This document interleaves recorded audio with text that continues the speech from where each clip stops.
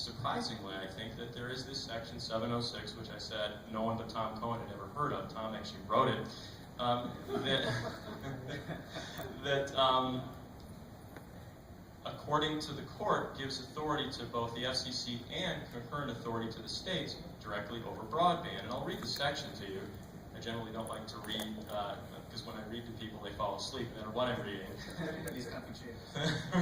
Bedtime stories. Bedtime story, late in the afternoon.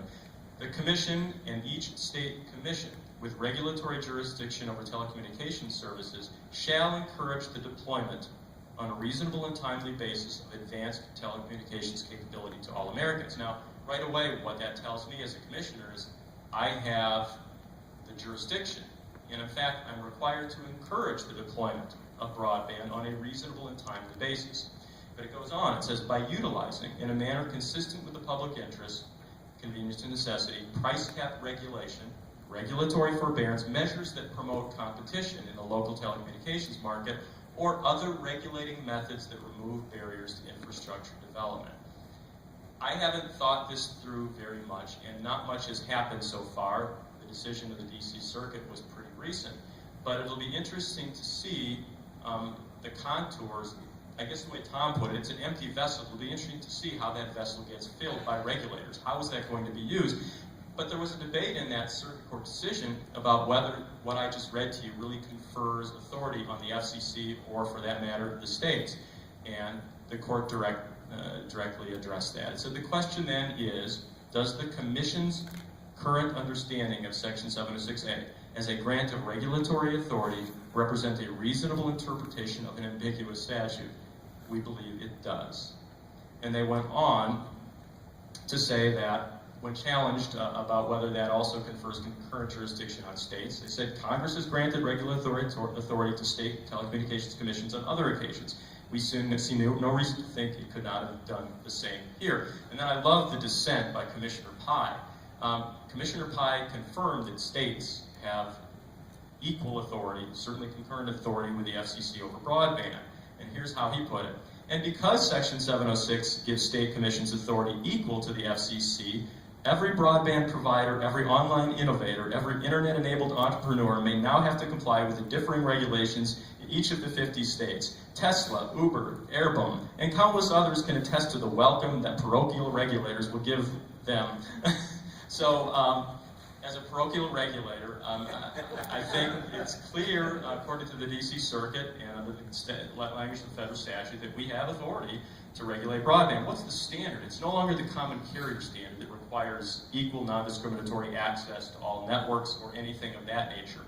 It's what the court described as a commercial reasonableness standard. And what does that really mean? Well, I think you have to look at that standard in this context, because remember the statute says to promote the deployment of broadband.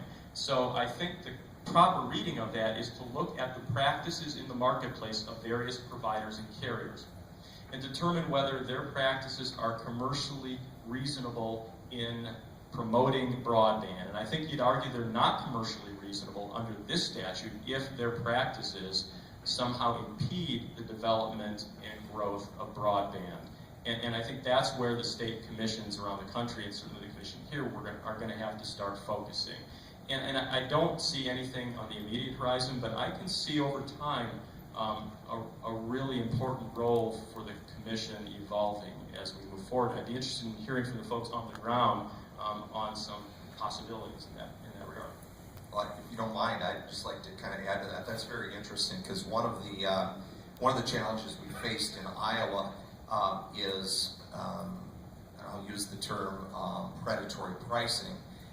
We've experienced several of our municipal providers who, upon the construction and deployment of a network, have faced incumbent carriers that would then drastically lower their prices to the point where they were obviously far below what it cost to operate that service.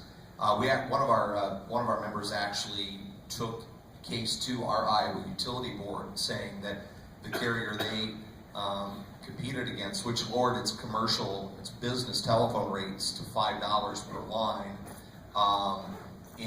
but only in the areas where there was competition, so they could cross the street where that provider did not have a network and the price goes to $30, and across the street where the municipal was, it was $5.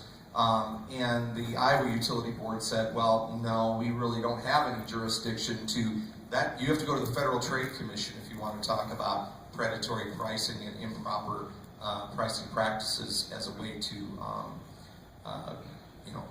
punish a competitor. So that's interesting that you bring that up. That may be something that needs to be readdressed, because